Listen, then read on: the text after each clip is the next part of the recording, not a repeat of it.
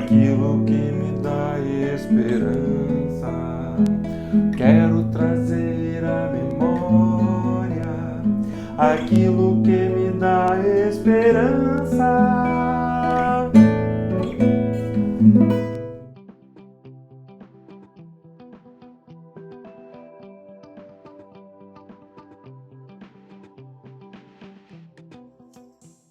Bom dia, meu querido irmão, minha querida irmã. Nós estamos de volta e hoje refletindo sobre a segunda bem-aventurança, conforme o texto do Evangelho de Mateus, capítulo 5. Então, a segunda bem-aventurança nós lemos assim: bem-aventurados que choram, porque eles serão consolados.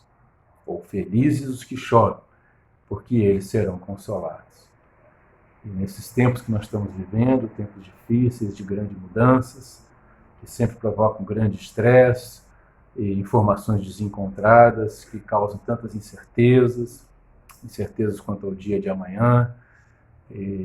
Mas isso sempre traz estresse, mas também há muita gente sofrendo porque já está passando fome, outros porque perderam renda, perderam emprego e não sabem como pagar suas contas. E mais triste ainda, pessoas que estão sofrendo e chorando pelo luto, né? Porque perderam pessoas próximas, pessoas queridas. Então, é muito bom nessa hora ouvir uma palavra dessas do nosso Senhor Jesus Cristo. Bem-aventurados que choram, porque serão consolados.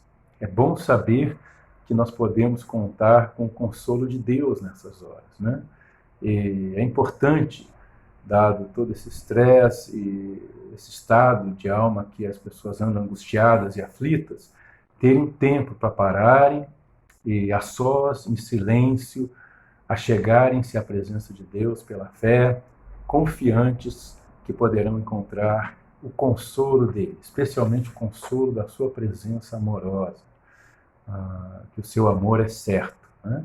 E temos a promessa de Jesus. Na verdade, a Bíblia promete o consolo para aqueles que sofrem, para os seus amados, para aqueles que creem em Deus e confiam no Senhor Jesus Cristo. Então, pode contar, né, com esse consolo.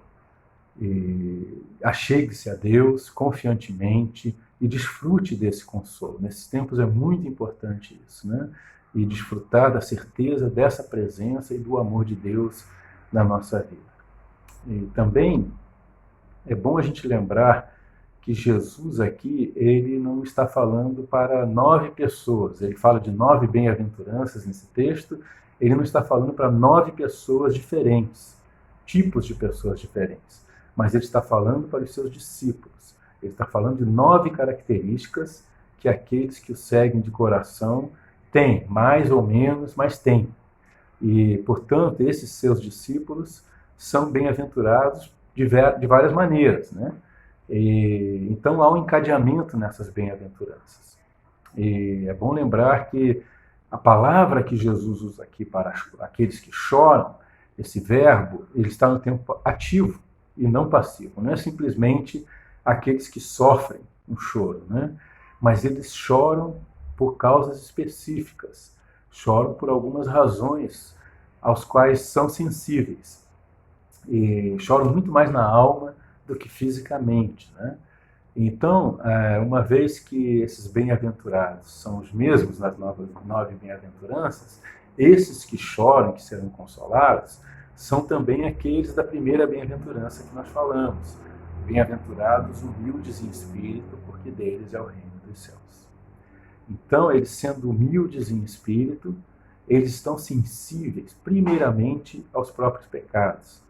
Eles estão sensíveis a todas as formas com que ofendem ao Pai que os ama tanto. A Deus, seu Criador e Pai, que derramou seu amor na pessoa de Jesus Cristo, seu Filho, e seu Filho que se entregou por nós por causa de nossos pecados. Então eles choram por isso. E eles são bem-aventurados porque serão consolados com o perdão completo de Deus. O perdão que nos reconcilia, que nos torna livres, nos reconcilia com o Pai e nos traz de volta a comunhão com o Pai e com o Filho por meio do Espírito Santo. Então eles têm essa certeza e podem se alegrar nisso, ainda que chorem na sua alma por conta das suas imperfeições e pecados. Mas eles também choram e estão sensíveis ao sofrimento dos outros. Eles têm essa profunda empatia que os leva, percebendo sua própria imperfeição, seus próprios pecados, sendo humildes em espírito, eles são capazes de compreender que os outros também estão sujeitos às mesmas coisas, passam pelas mesmas coisas, sofrem da mesma forma e têm essa profunda compaixão, ou seja, sofrem com os outros.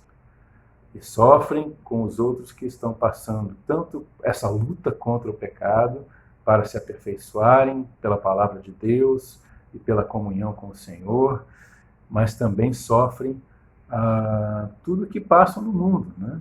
Como o luto, a fome, as perdas, a aflição, angústias, né? Tristezas. E então eles se compadecem e agem a partir dessa compaixão em amor para consolar os outros. E por isso eles também são bem-aventurados, porque esses que têm essa profunda compaixão e buscam consolar os outros, encorajar e fortalecer os outros, eles podem contar com a mesma compaixão de Deus e serem consolados. Então, se você é um discípulo de Jesus, se você chora na sua alma nesse momento, nesses tempos difíceis, tanto por si mesmo quanto pelos outros, então saiba que você pode contar com a bênção do consolo divino, da presença do Senhor Jesus Cristo na sua vida por meio do seu Espírito Santo. Achegue-se a Ele, busque-o e Ele virá com a sua presença amorosa, consolá-lo, confortá-lo, seja com palavras ou não. Que Deus te abençoe, que você tenha um ótimo dia na presença do Senhor. Graça e paz. Compartilhe esse vídeo em suas redes sociais. Ajude-nos a ampliar o alcance das publicações que nós fazemos para vocês. Siga-nos aqui no Facebook, no YouTube e no Instagram. Ore pelo nosso ministério para que possamos alcançar cada vez mais pessoas. Em nome de Jesus, Cristo é a nossa paz.